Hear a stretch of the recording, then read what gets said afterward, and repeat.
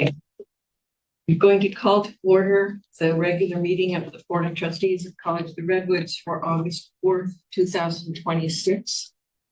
And I ask you to join me in the flag salute in honor of those who I pledge allegiance to the flag of the United States of America and to the republic for which it stands, one nation under God, indivisible, with liberty and justice for all.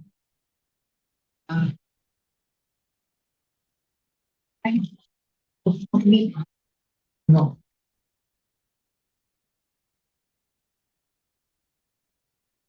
I'd like to share our land acknowledgement. We acknowledge that College of the Redwoods is located on the unceded territory of the Wiyot, Hupa, Karuk, Atoll, Tolowa, Wailaki, and Yurok people, where they have resided from time immemorial. We encourage all to gain a deeper understanding of their history and its thriving culture. As an expression of our gratitude, we are genuinely committed to developing trusting, reciprocal, and long-lasting partnerships with the Wiyot people, as well as all of our neighboring tribes. That brings us to general public comments. Do we have any public comment? Yes.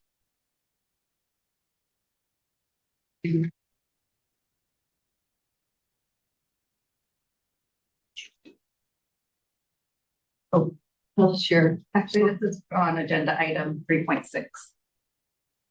Right. We typically would have a talk right before the. Right before the item? Yeah. Okay, well, I will say. Okay, Sorry. no, Yes, sorry. we'll talk with you in a few minutes. Thank you. Okay, that brings us to board comments and business. 3.1 member comments. We have board members who would like to make a comment. Trustee Biggin.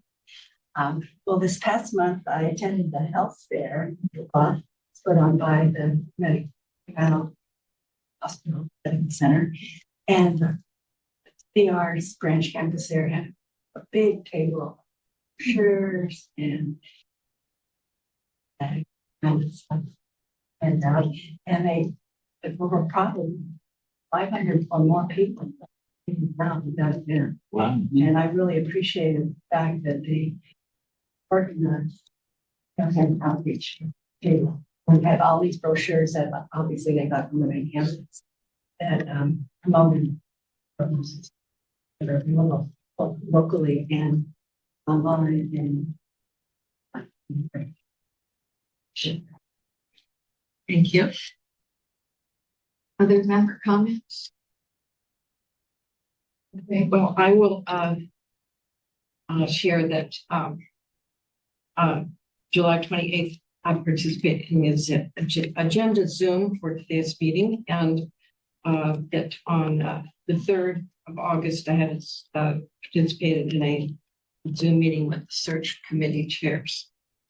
I also, under our comments, want to inform you that Trustee Dronkers has elected and to file for the Area 5 trustee position. She will continue to serve through November. We all, I know, thank her for her 2 years of service on the board and for your contributions to CVAR. Truly appreciate you stepping into that position. The filing period closes August 7th. If no one has filed to run, that filing period is extended to August 12th. If no one files by then, the board will follow the process to fill the position by appointment prior to the November 3rd election. And that will be on the agenda for the August 22nd board workshop. Yeah, there's board committee reports. Vice President Dorn. Hi, I'd like to update everyone on the search process. My co-chair, Dr. Mullery, and I, and President Matthews had a 2-hour Zoom meeting with our consultant yesterday, sort of going over all the hopefully final details preparing for the interviews in September and the announcement of who will be the next president of the college. At that meeting yesterday, we finalized the questions for the candidates, and they are on their way to Jose, Vice President of Personnel, for his blessing and approval. I want to mention that we also worked a little bit on the agenda for the workshop, and specifically regarding onboarding of the new president is going to be one of the big items for all of us to discuss. And what the co-chairs would appreciate is for the meeting, if you would come prepared to tell us what, as a trustee, you'll be able to do to help bring the president up to speed. Your ideas on where you might take him or what your plan is. We're going to have a full list of different subjects to discuss for us all to participate in onboarding the new president, so he is a successful president. We also have organized for the public forums that will be in September with each of the candidates. Molly Blakemore will be the MC of the forums and will be asking the questions of the candidates. The period for questions to be given to Molly and Will, the consultant, is from August 21st to the 28th. On September 2nd, the search committee will review the questions and decide which questions will be answered at the forum. And then to finalize, everybody already knows the schedule of events or meetings for the finalist in September has already been published, but we did go and create for September 11th closed session the lineup for everybody to report to the board.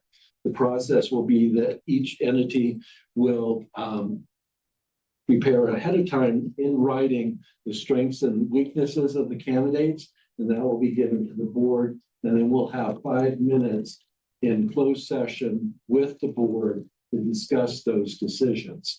The co-chair and I did make a decision. We are going to have confidential report to the board as well. In the past, they haven't, but we felt that was important. And Julie's going to spearhead that presentation. I think that should be it, Dr. Mullery. Well, no, you have it, and there's been quite a bit. So thank you for summarizing it. I would just make one clarification when you noted that we will decide what questions to ask at the forum. That in a way we will, but it's more that from our past experience and from our consultants' past experience, frequently many of the questions are similar.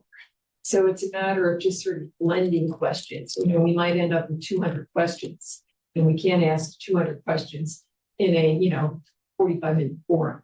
So I think the real work of the questions will be to look at all of them and make sure we get all of them in a format that will give us enough time to ask questions. So that's the intention of deciding which questions to ask. It's more about blending. And when probably everybody got this, when you said confidential, we're talking about the confidentials, the category that will be coming into us, speak to the board. In the past, that group did not have an opportunity to speak to the board regarding the strengths and weaknesses of candidates that we brought to campus. And I think that was an oversight. So the confidentials will be represented to the board. That's all. You got it all. I just wanted to make that one clarification. Thank you. So are there any questions? Thank you. And thank you, President Matthews, for participating yesterday. That brings us to 3.3, status of board trustee requests. And at this time, there are no current board requests that are being addressed. 3.4, this is an action item to approve trustee travel to the CCLC 2026 annual convention, November 19th to 21st in Riverside. I need a motion. I move for approval. I second that. It's been moved and seconded. Is there any discussion? All those in favor say aye. Aye. Opposed? Motion is carried. Next, 3.5, set a public hearing for the 2026-2027 final budget. This is an action item. Like a motion. It's a move. I second. Okay, it's been moved and seconded that we set public hearing for the final budget for September 1st at Board of Trustees meeting. Is there any discussion, any question? All those in favor? Aye. Opposed? Motion carries. Okay, item 3.6, which is the public hearing on the annual military equipment report. This is a report and inventory are attached. We saw this report last month. This is the opportunity for the public access to this information and comment. And we do have a comment. Yes, First. yes, please. It's right here. Yes. So thank you for allowing me to talk. I did, You are, oh, I'm sorry. My name is Matthew Gilliland. And I just wanted to speak in support of our small police force having military equipment. And I felt compelled to come and talk because I know the term military equipment is sometimes scary. And I kind of agree in that if it ever needs to be employed, whatever is happening is going to be scary. And I had the honor of working with our police force when they were talking about the military equipment they wanted to acquire. And I know that they were very intentional in getting the minimal amount that necessary for them to do their jobs. Every intention on using non-lethal or less than lethal items where they could. And I do know that when something happens on campus that is an emergency and we need help, our small police force is on an island for some time until reinforcements can get here. And I personally, as somebody who works here and is a member of the public, would love for them to have the tools they need to help us stay safe till that comes. Thank you guys for your time. thank you. Could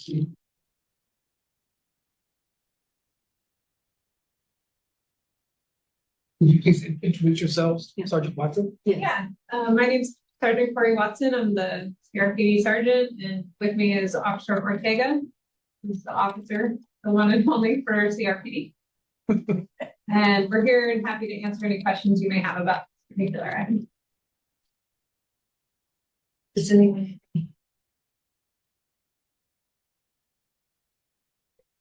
Can I ask you a question? Has there been any instance where you thought you wanted to have some equipment that you weren't able to obtain for some reason or weren't able to have here for some reason? No, we have, with the equipment that we have with this particular item, I think that we're prepared for the incidents that we've dealt with so far. I mean, I think there's always a wish list, but right now I think we are in a good position to respond to the types of emergencies we would anticipate for campus. Thank you. Chris, can I ask a question to you? You remind me of something. I am assuming that we still have a partnership with other law enforcement agencies. So if needed, you could use what we have to help other law enforcement agencies in the event of an emergency. Is that correct? More of a regional, emergency or no? I mean, the short answer is yes, absolutely. We'd be happy to provide support to our regional agencies. Obviously, the bigger departments are going to be much more prepared for those types of events. And so often we're preparing for the delay that happens with them coming to us to help. Right. But we absolutely will and have supported other agencies in their time of need. And and are happy to continue to do that. And I think a good example is Officer Ortega, who's standing here with me, is also a reserve officer with Cal Poly Humboldt Police Department. And so when needed, we can actually provide them law enforcement support in that method as well. Thank you. Thank you very much. Thanks for coming.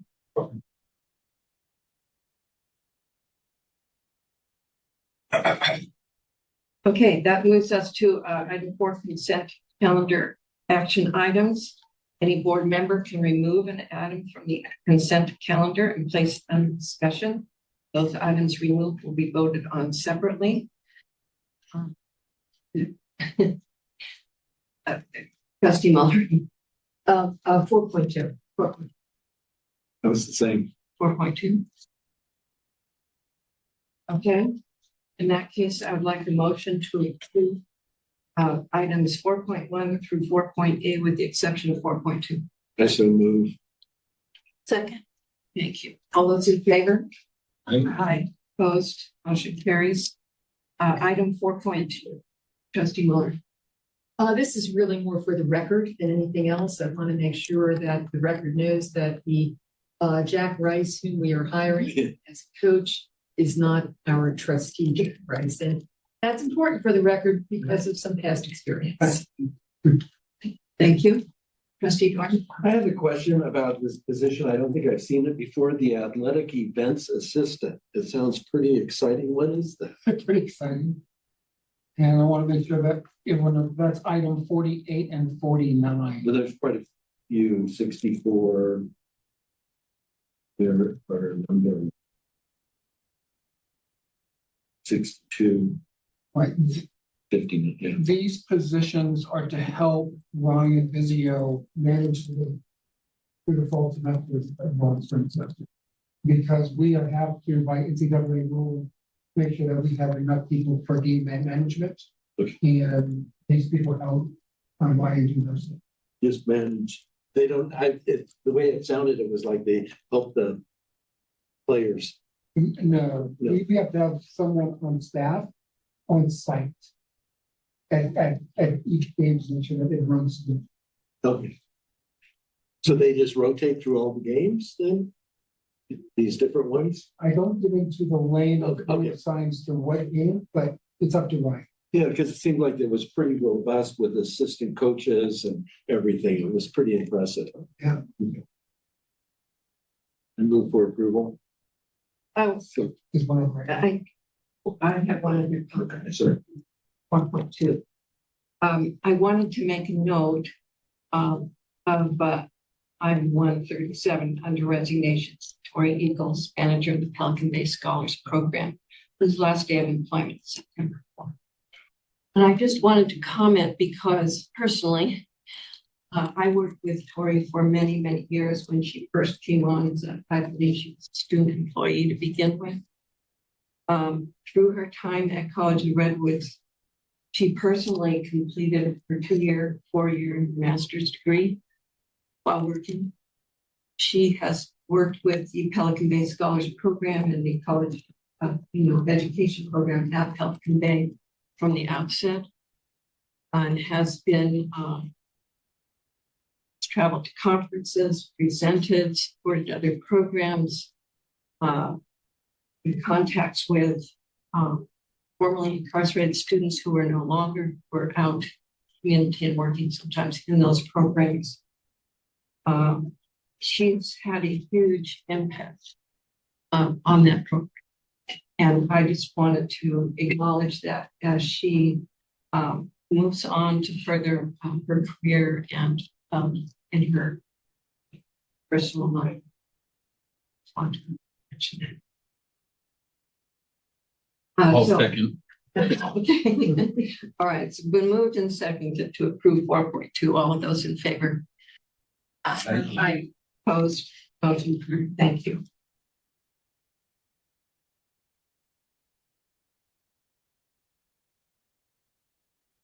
That brings us to action and discussion items and item 5.1, approve the monthly financial status report. I need a motion to approve. I so move. Second. Okay, thank you. Vice President Morris, is there anything that you would like to add or comment on? Yes, thank you for the opportunity. I did want to add some clarification.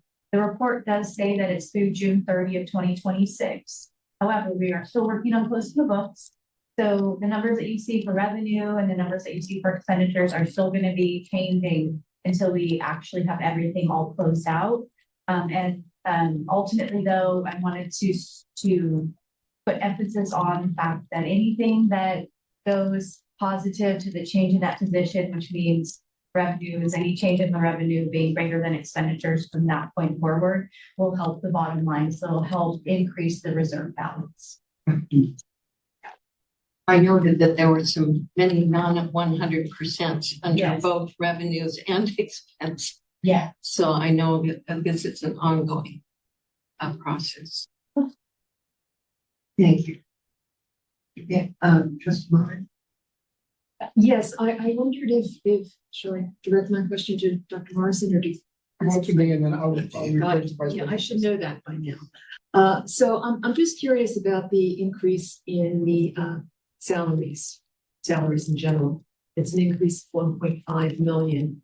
And I wondered what that was about. Vice President Morrison, you want to delve into that one? That is one I did not have an opportunity to dive into. And I don't want to make any assumption on that one. Typically in the past, when we've gone over budget, it's been more on the instruction side. So that's great for the 50% law. So I can assume that that might be the same in this situation. Typically that would be faculty overload came in higher than anticipated, or associate faculty budget came in higher. Also, it's at this time that we account for the summer. Reasons. And we'll put this, I will get clarification. Thank you. I actually had that same question. This is very weird. Yeah, but I did have another question. So the federal revenue, decreasing it by the 138, which is almost zeroing it out. What if that's just aren't paying or? Vice President Morrison, I have the back. Yeah, I think we've touched on this before, but that initial budget, I think, was overinflated. So we were trying to bring it back down to a more realistic number. However, just this morning, Erica Barber, our Director of Administrative Services, let me know that we actually did have some receipts coming in for federal. So I think that number's going to go back up. But luckily, it's not a big part of our budget, Right. Yeah. but it has a huge swing. No, I just thought it was interesting, just tracking Washington. Happens every year. Yeah. See what happens next week. Thank you.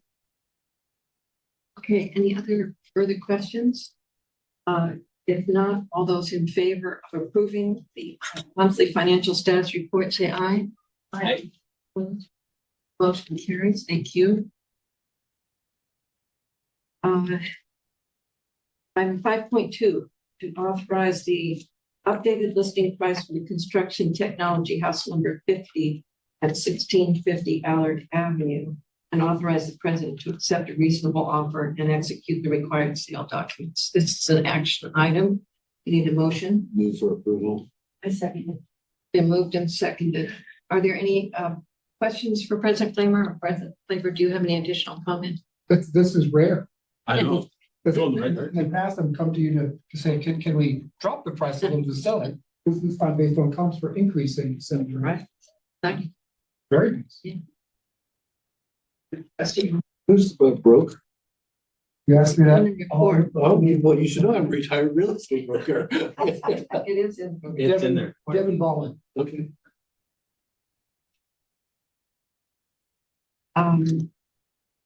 Okay. Yes, trustees, Samantha. Yes, I was wondering what the construction technology house is and why we're selling it. Oh, that's actually a long story. How about we meet after? Okay. And then we can give you the long history about how we got to where we are. All right. Great program, great help. It's, we're well known for it. Okay. All those in favor, please signify by saying aye. Opposed, motion carries. Thank you. Next, we have 5.3 to approve the annual Title IX report. And with us, we have College Trujillo. welcome. Thank you. Good afternoon, trustees. I'm Colin Trujillo, Dean of Education Support Services, and also the Title IX Coordinator for the district. And I'm just here to answer any questions you may have about the report. May I ask you to step back just right there? Of course. No, not physically, but so we have the report in front of us. Can you put some context to the numbers, like increasing rate versus last year? And specifically, how do we handle the complaints that they come into you? Sure. To us. Do you want to put it on the table? Oh, it has not. Yes, let me ask for a motion to approve the report. So You go ahead, move approval. and I'll second. Okay, moved in second. Go ahead. Yes, absolutely. So while this is the first year we've tracked this exact data, we do have some comparables we can look at from the last year. And so I have those here with me today. And so to pull this data using the criteria laid out in AB 1166, we initially looked at 75 reports that we received during the reporting period and found that 37 of those met that criteria.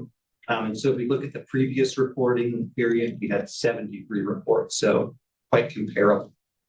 Anytime we get a report like this, we make multiple efforts through multiple methods to reach out to the student making the report through both email and phone. And then if we're able to contact that student, then we offer them both supportive services through referrals, partnerships that the college has, as well as community services, as well as take them through the Title IX process and what filing a complaint entails. And if for some reason we're unable to get a hold of the student, but we believe there's a more serious nature to that report, then we would still initiate an investigation.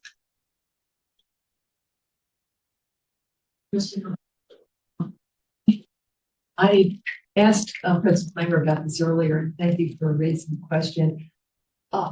I still am a little unclear on how we move from a report to a complaint. Of course, reports can come from any person in the district, right? Not just students. Of course. And I'm assuming you track that as well.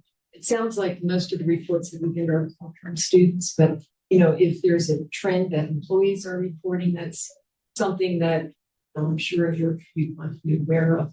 But I wasn't familiar with this, the way this was categorized. You went report complaints and then whatever. I was pleased to see that there were no complaints, nothing under investigation. But I just didn't understand how we moved from reports to complaints. How we made that. How you make that decision. Sure, absolutely. So typically a report would encompass anything that is reported directly to the Title IX coordinator that falls under the definitions of Title IX, or in the case of this, also California law. And so that's just somebody says, this thing happened and I want to talk to somebody about it. If it rises to the level for a Title IX complaint, we would explain that process to the complainant, and they could at that time decide if they wish to file a formal complaint. So it would typically be initiated by the complaining party, although the Title IX officer does have the authority to initiate a complaint as well if they believe there's a need. So, so if there was some kind of trend that you noted in the reports, even though the complainant chose not to take it further, then you would follow up on that trend. Like if several employees or students are making a similar report, but do not want to take it further, sounds like you would. Yes, absolutely. So one of the main criteria is the behavior severe or pervasive enough? So if it was not that severe, but we were noticing a trend that pushed it over into pervasive, we would take that action. Yes. Okay, thank you. Absolutely. So could you maybe say just a little more about what rises to the level of a complaint? Sure. So as I mentioned, it has to meet the criteria of both either severe or pervasive. And then typically in Title IX, we think about what they call the big five offenses. So sexual harassment, stalking, sexual assault, dating violence, or domestic violence. So something, could be brought to us as a report, like I didn't like the way this person looked at me, or I thought maybe they were following me to my car. But we would have to examine the evidence and say, does that in the car example, say, rise to the level of stalking, and then make a determination there. Thank you. Absolutely. Are there any other questions? Thank you very much for coming, Phyllis.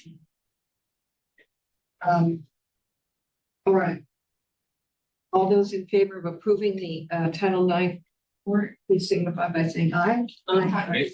Opposed? Motion carried. Thank you.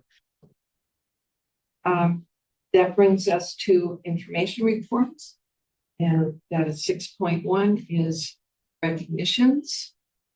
President Flamer. Thank you. I was asked recently, if I'm ready to retire. And also what things would I miss the most? And I would miss all the colleagues that are so fantastic here. That the folks that are just moving forward so very well. And you can see their name on this page. And I would miss watching them grow in their careers. But it's also great to recognize. The one person that I did not have time to put on this recognition was Brian Bizio. And I think I sent the trustees that link to the Times Standard article about Brian. Fantastic administrator, fantastic coach. I've heard a wonderful author. So we will buy Brian's book for each of the trustees. First opportunity that I can get on Amazon to make that. And I'm making that same offer that any administrator, manager, classified staff practically would also like a copy. It'll be on Julie. Okay. Thank you. You're welcome. Thank you. And good for all of those you recognized this time. That brings us to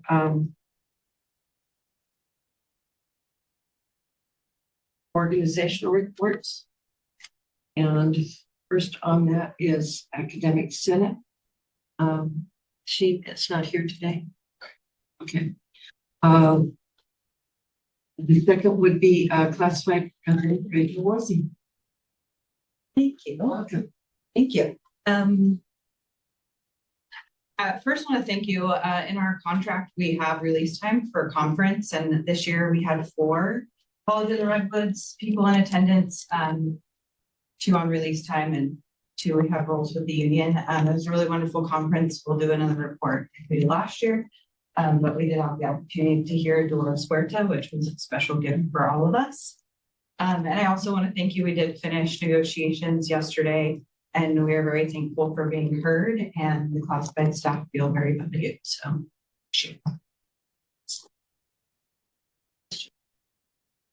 Thank you. Rachel. Thank you.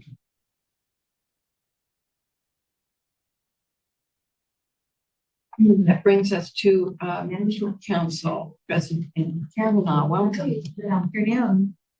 I do not have a lot to add to the report, but I wanted to bring attention to it and just acknowledge the great work of the Basic Needs Center. Over 14,700, to get exact number, 14,762 unique student visits. Basic Needs Center, over 275 or almost $275,000 in grants awarded. This is over 1 year. The other piece of this that's really important to bring attention to is the commitment and the engagement, not just of the staff and manager, but as you can see in the report, this is also staffed by student workers, volunteers. It just shows, a lot of buy-in in the community and students, the district, or is important. program. Thank you very much.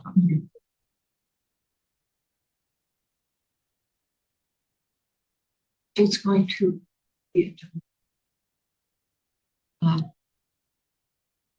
Director Cameron is going to be on the Denver campus tomorrow to meet with the strategic action panel.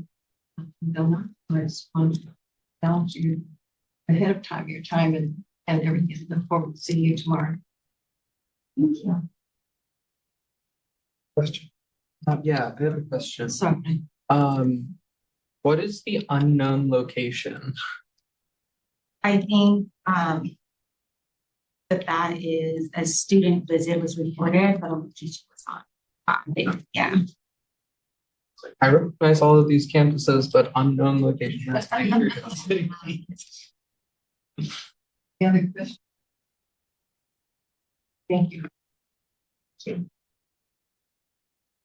Yeah, that brings us to 7.4, student trustee Samantha Young. Yeah, so this month I completed my AB 1, 2, 3, 4 ethics training. It was supposed to only take 2.5 hours, but I found it to be very densely packed full of information. It took me about 5 hours to finish it over the course of a couple days. Very, very informative on seeing the legal requirement as just a baseline, and you are expected to go beyond that, as well as going over how to present or to approach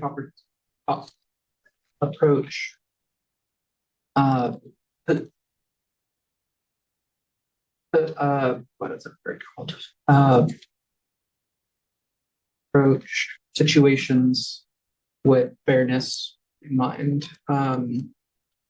The ASCR training will be later this month from the 13th to 15th. I will only be able to be there for one day, the first day, because I will be going to San Francisco 14th through 16th for the student trustee workshop. And I voted on behalf of SSCCC, on behalf of the campus. I spent a good period of time looking through the candidates for the student trustee position in the student senate for California community colleges. All of them looked great, some of them better than others, but I think I voted through a very thorough investigation for choice. I will add one thing that's not on my report.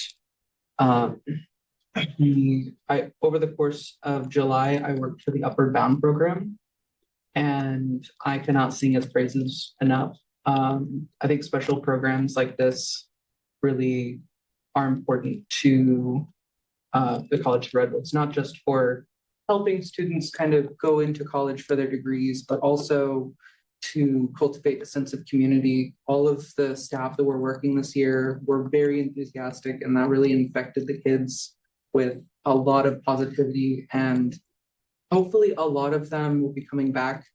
I know that I will be going back next year to continue my residential assistant position there. That's it. If anyone has any questions. Thank you. I'm glad it was such a good experience all the way around. That brings us to item 8, administrative reports. President Flamer. Thank you. I want to echo what President Matthews talked about for the Eagles. I have in 21 years, I very rarely have come across an employee that cares so much about the college and their students. And Tori is fantastic. And although I'm sorry to have her resign from her position, but I'm also happy that she's going to stay with us part-time in a capacity. So I'm really, really happy with that. That's all my comments I have for today. Okay, trustee Laurie.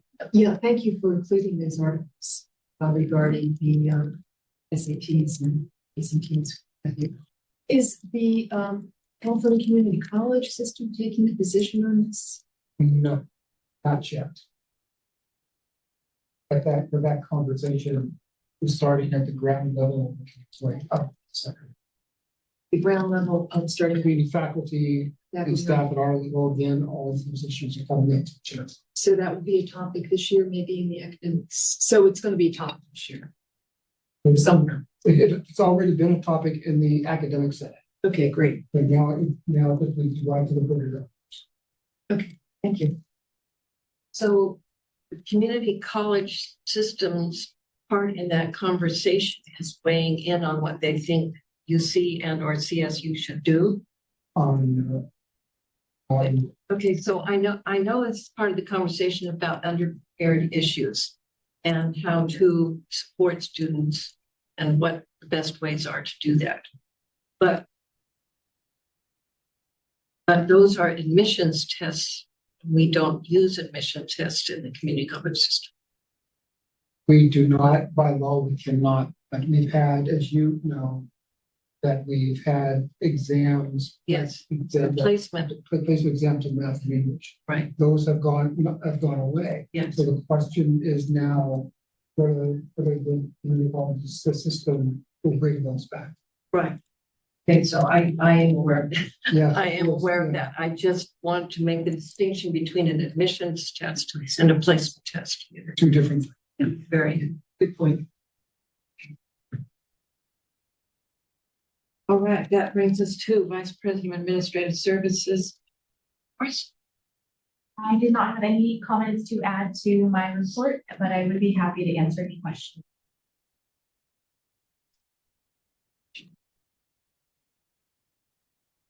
Thank you. We appreciate in advance the work to compose the books for the year. That's a big issue. That brings us to 8.3, Vice President of Instruction and Student Development, Dr. Crystal Morris. Good afternoon. In addition to my written report, I would love to share that College of the Redwoods just completed a 2-day visit with the Chancellor's Office Chief Finance Officer, who spent 2 days just learning about our region and the leadership that College of the Redwoods expresses through climate resilience, natural resources, and workforce development. The visit showcased the valuable and outstanding work of our faculty and staff, students, and our community partners, while reinforcing the important role that CR plays in advancing California's climate initiatives and workforce priorities. During this, we also continued conversations around the North Coast Blue Economy Consortium that will connect 4 coastal California community colleges in a regional partnership that strengthens, we hope, and intend educational pathways and ongoing work. The visit reaffirmed that CR is well positioned to serve as a regional leader in climate education, workforce innovation, and partnerships that benefit our students and community. Other than that, I have nothing further to add. We'd love to entertain any questions. Vice President Jordan. It's not a question, it's a comment. I really appreciated your discussion of leadership that you came back with and your personal reflection, especially when you said leadership is an extension of personal identity, lived experience, and individual purpose. I read those last 2 paragraphs several times, and it really made me think and just contemplate. I thought you were very well spoken and really, really talked about leadership and gave me a different perspective of it as well. So I thank you for taking the time to write that.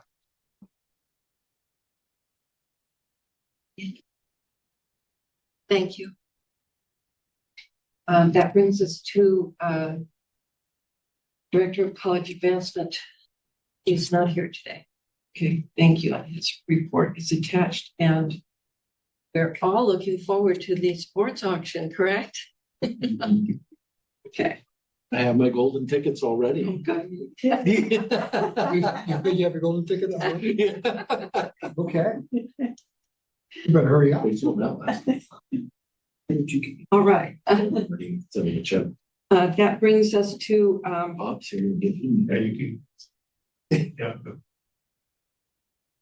that brings us to future agenda items.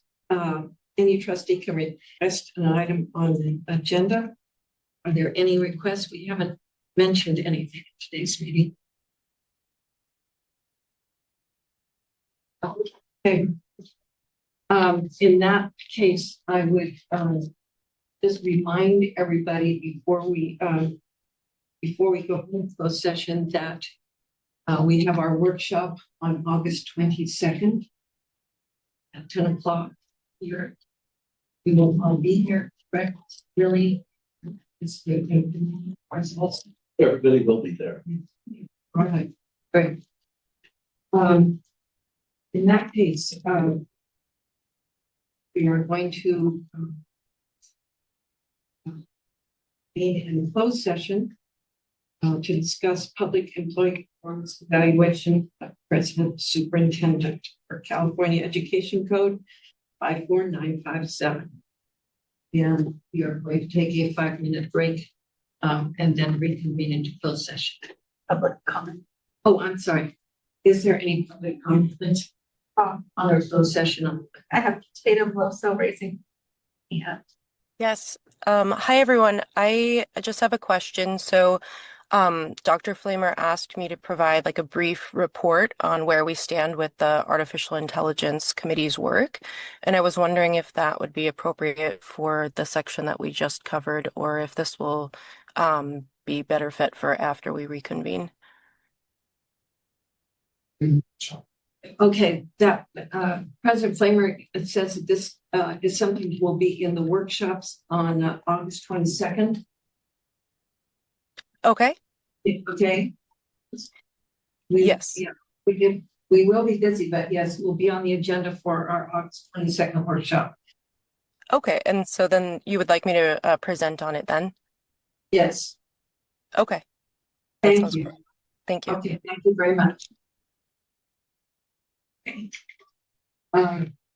Now we will take a 5-minute break and reconvene in closed session.